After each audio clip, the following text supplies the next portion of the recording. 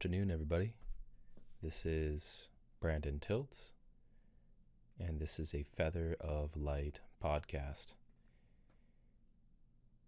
Today, I figure I'll jump into the topic of parts work, which, if some of you followed some of my Instagram reels, this is something that I use quite a bit in my personal life, in my own healing process.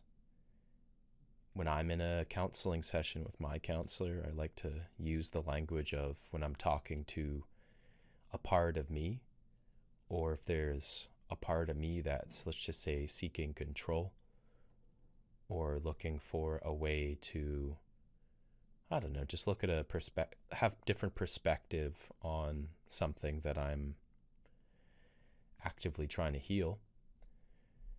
And of course, I at times apply this language or this model to working with coaching clients or with my future counseling clients. So what is parts work?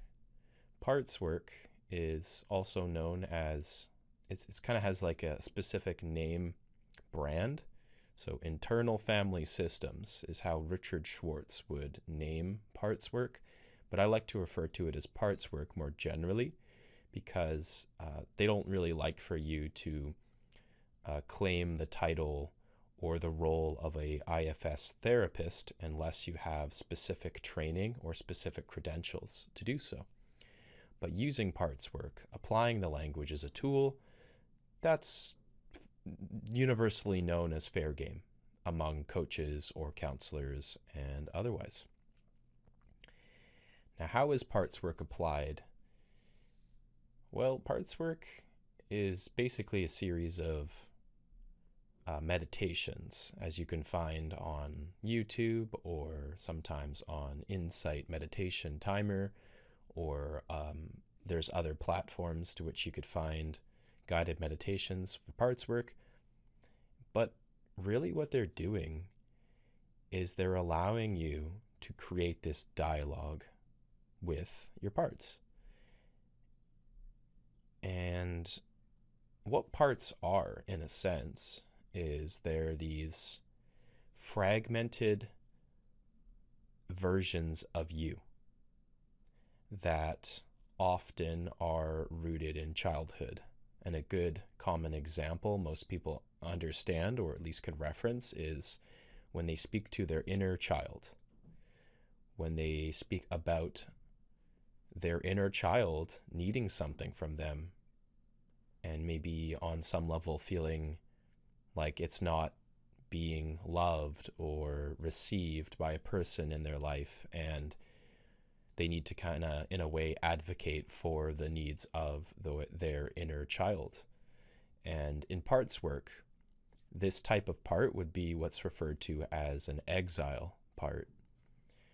And an exile part is really just that, a part that has been exiled from the rest of the system, and in a way is being sheltered and protected. And not oftentimes it's not like the exile is the one that we will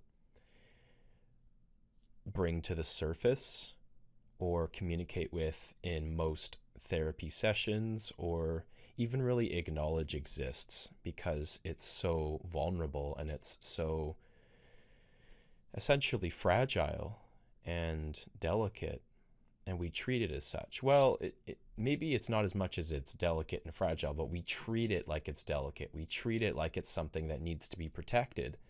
And that's how our whole life, in a way, has been to protect this part.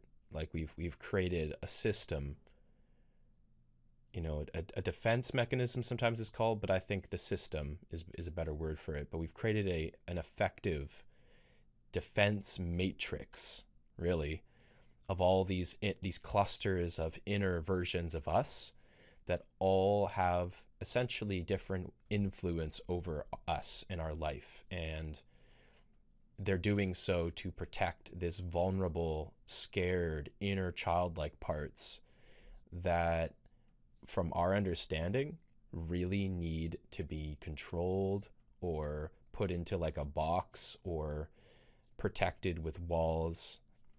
And that's kind of how parts works, or how it functions, and why it is such a valuable tool in therapy or sometimes in coaching, is because we're trying to not always access the exile, but on some level have a dialogue with the parts that feel like they need to protect this wounded inner child that oftentimes reacts in very extreme ways. So the characteristics of the exile part are often that it holds onto a tremendous amount of shame, and it has beliefs that are very extreme and see the world as out to hurt them, and they live in a victim mindset for the most part. And they see things sometimes in terms of all or nothing, like people love me or people hate me. And just recognizing that this is a part of us, that if we can create more of a dialogue with it or have more acceptance for it, then we can begin to respond to this part and actually give it space and give it love and give it support, versus further exiling that part from the rest of our system. So another really important dynamic that exists within parts work is the existence of what's called self, spelt with a capital S. So self, it's what it sounds like in a way. It's you, but it's the you that's has not been wounded and is in a sense untouched by the trauma and the abuse and the experiences that you've went throughout your life. So the self is this capacity to tap into and attune to sort of like a higher power, or your higher self is another way of thinking of it. It's the higher self. But this self also knows how to parent your internal system. It understands these parts intuitively. It understands the wounds on a deeper level. It understands how to tap into a deeper sense of connectedness to the whole system. So like a good parent, it can be calm when it needs to be calm. It can communicate from a place of clarity and confidence and compassion. So I would say another way of looking at this is this, like you have this inner healer, right? Your inner, whatever, coach, counselor, shaman, whatever you want to name it. It's this inner healer that knows how to essentially regulate your internal system. It understands what is needed to create harmony among these parts that, by the way, they kind of operate like a family. That's why it's called internal family systems. And if you think about families, oftentimes, if there's a dysfunctional family, at least, there's a lack of leadership. There's a lot of conflicts. And maybe I would say these are due to a lack of leadership within the system. A lack of a strong patriarch or matriarch who embodies what, according to parts work, would be self-energy, right? The capacity to regulate the children, the capacity to create emotional safety, the capacity to attune to their emotional experience and validate their experience. And when there's a lack of that, it's kind of like you got two children in the room, right? You know, you got a dad or a mom who's kind of just like on the defensive, and they're not necessarily creating the safety and remaining curious and remaining open and remaining in a place of confidence and compassion. That's where there's a lack of what, according to this theory, is self-energy. So where was I going with this? Essentially, your family system was essentially what created the necessity for the way your internal system functions. So the belief systems, for instance, that your family unit held, like, we do this. This is how the world is. This is how you ought to behave. This is what determines whether you're a good little boy or a good little girl or whatever. It's really about, this is how we perceive the world from our kind of unique systems, set of agreements and worldviews. So those beliefs, often when you experience those types of beliefs when you were a kid, when you were a child, that's how you started to view the world. That's how you viewed, this is how I get my needs met. This is how I keep myself safe. This is what emotional safety feels like or doesn't feel like. And these kind of unwritten rules, they get passed on and start to essentially create the foundation for how you live your life, how you interact with other people, how you interact with your own internal working system. Which, by the way, sometimes these parts will mimic the personalities of the family figures or the role models. So for instance, you could have a part that feels and acts very similar to the way your dad acted when you were a child, or maybe when when you're older. It depends on your relationship with them, if they're still alive, right? Or another part that mimics the same dynamic that your mom had in your life, the same role that she had in your life, and so on with your sister or brother, or so on with certain relationships, if they're really impactful and long-standing relationships. So these parts are, functional. They're operating in a way that you deem as the most effective way of maintaining control or maintaining harmony or maintaining balance within your life. And it's important to recognize them as such. So as Richard Schwartz puts it, there are no bad parts. There are no evil parts. And when we exile the parts or demonize the parts, what we're actually doing is we're telling that part to fuck off. We're telling that part that it's not allowed to be a part of your system, or you reject it as being a part of your system. And the result of that is often a disconnect from, let's just say, this dialogue, right? There's a working dialogue you're having with these parts, usually behind the scenes. But what you're doing in parts work is you're taking that behind the scenes dialogue and you're gradually introducing it to conscious awareness. And by the way, this looks kind of weird for most people if they've never, quote unquote, talked to themselves.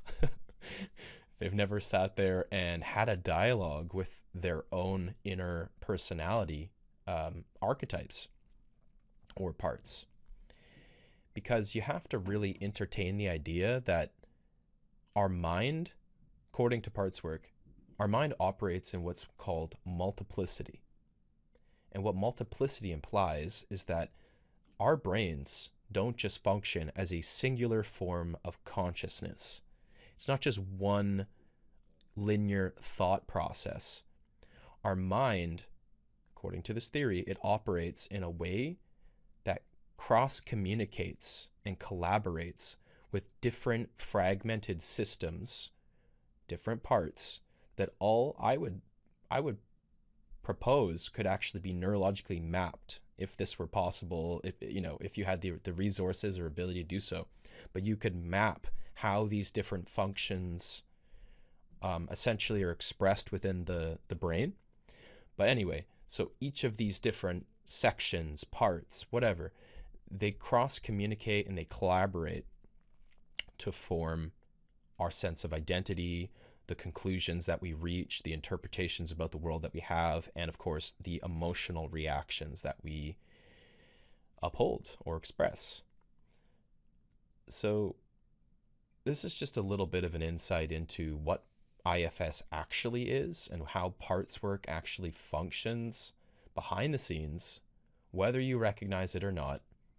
There's a lot of different labels for these things, right? And oftentimes we can get around these labels. We can choose our own different ways of working with the parts, or working with the emotional experience, or the somatic imprint within the body. So, I mean, various therapists have different languages for this. I came across a social worker who she talked about how she would get high, she'd get stoned, because sometimes it's easier to access these parts in altered states. I do it sober, of course, but it was kind of like a game. Like for them, it was a game.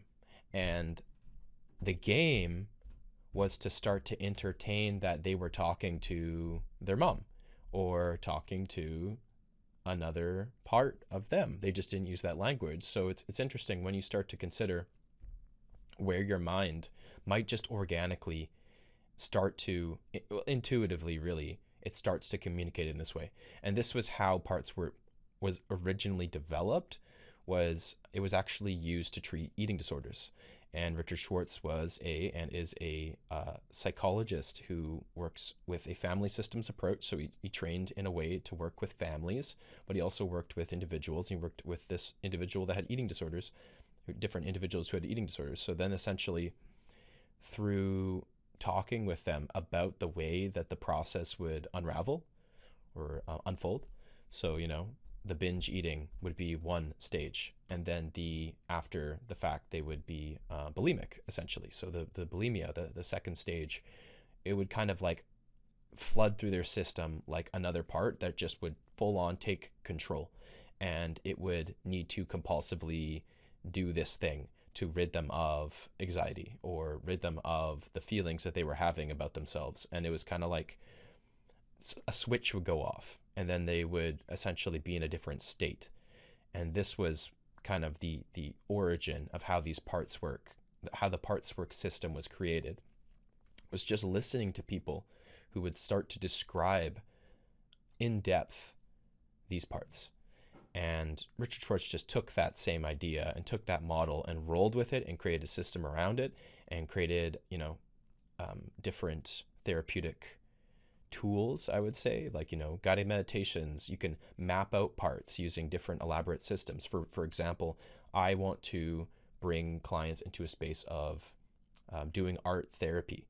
So essentially being able to paint out different parts or create maps that represent the whole working system, or, different ways that you can access the parts and externalize them in a way that isn't necessarily just speaking to them directly and getting their names and writing each of them down, which is part of the process too, but that can take a lot of time, and that can be very confusing for some.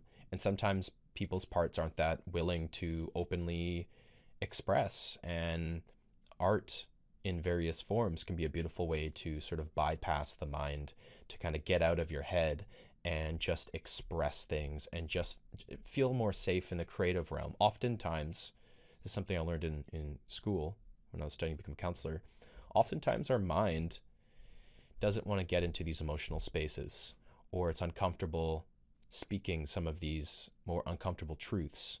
And if we're able to use a creative tool, or sometimes a metaphor, that's how metaphors work in therapy, you're able to bypass the mind. You're able to get into the creative sphere. You're able to create that safety for a person to explore something in an abstract way that still allows them to go into that space, but they're doing it with a little bit more spaciousness being created. They're not directly speaking to it. They don't necessarily have to get as vulnerable in a direct way, so that they can essentially allow exploration space for whatever they got to get into, like, complex emotions like grief or shame, or, the experience of trauma and the invalidation that comes along with that, like complex trauma, like I mentioned the other one.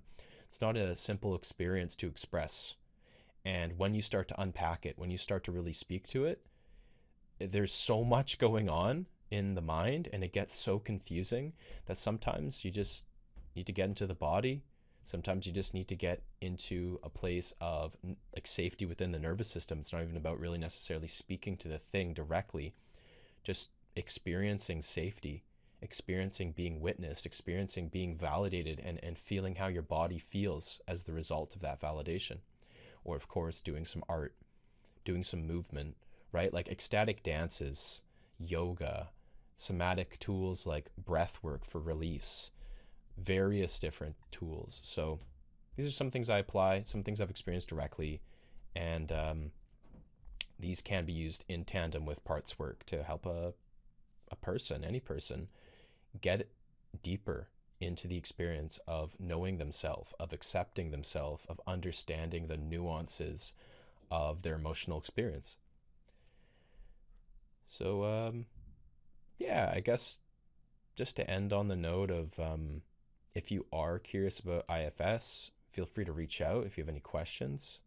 Do my best to answer anything that I do know, but there's many things that I do not know as well. I'm not an expert. I don't proclaim to be one, but at the same time, I'm actively learning. I'm actively exploring this tool within my own experience.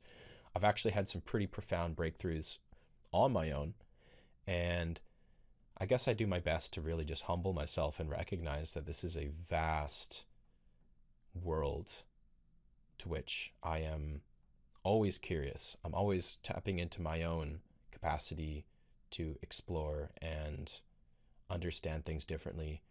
And I learn a lot from working with my parts. I learn a lot from working with other people's parts. And I learn a lot from expressing myself with art too. And another exercise I've done, and I would like to bring people into more so, is where you paint a painting and then you interview that painting like it's a part. Like you start to talk to the art, see what the art has to say to you directly, if you're essentially using that art as a way to channel and respond to your initial inquiries and your initial curiosities. And this takes a little bit of, I'd say, familiarity with talking with your parts, or even just like exploring art in general, because you're not trying to interpret your art. You're not trying to judge it. You're not trying to figure it out. You're just exploring it very openly, asking what the art might be trying to tell you, or on some level, like what you feel through the experience of the art. And this is where it gets into kind of like an art therapy process, but I would say it's as simple as just you're interviewing this painting. You're interviewing this piece of creative expression and seeing what part is connected to that, or parts that are connected to that piece. And I would propose you can learn quite a bit from that process of just getting curious, creating that space, and playing in this realm of creativity, playing in this realm of awe, because this is a really beautiful tool. It is a modality, but it's also just a tool for just exploring your world differently, for getting curious about, like, what is the nature of consciousness? What is the nature of expression? What does it really mean or signify or represent in a way when you're creating something, a painting, a sculpture, a poem, anything? When you're moving, right? When you're moving your body, when you're being led through by your, let's just say, whatever is leading you through your movement, you're being led through an orchestration of movement and dance and flow, and connecting to essentially the message, I suppose. There's like a message that your expression is trying to, I suppose, unlock. And that, yeah. So anyway, not to tangent too much, but IFS and expression, I would say these are the ways I've done most of my healing, most of my integration. And the most effective healing from my experience is not from plant medicine ceremonies or deep psychedelic doses necessarily. It's what follows that experience. It's, your capacity to really use that momentum to unlock something within the body, to receive the download fully through the experience of exploring yourself, exploring what shifted in your mind, what shifted in your body, and really just having the openness to really follow that experience through in a way, like kind of like allow it to fully unravel to the point of wherever it essentially you're trying to go. So I hope this exploration was helpful. Maybe you learned something about parts work. Maybe you learned something about art therapy. Maybe you learned something about yourself. And maybe this was just a good space for you to listen, and maybe something came up and you were able to reflect on something a little bit differently. And if so, awesome. I appreciate that. That's what this space is for. And appreciate you tuning in and checking out the podcasts, and lots more to come. Sending you lots of love on your journey of healing, and take care for now.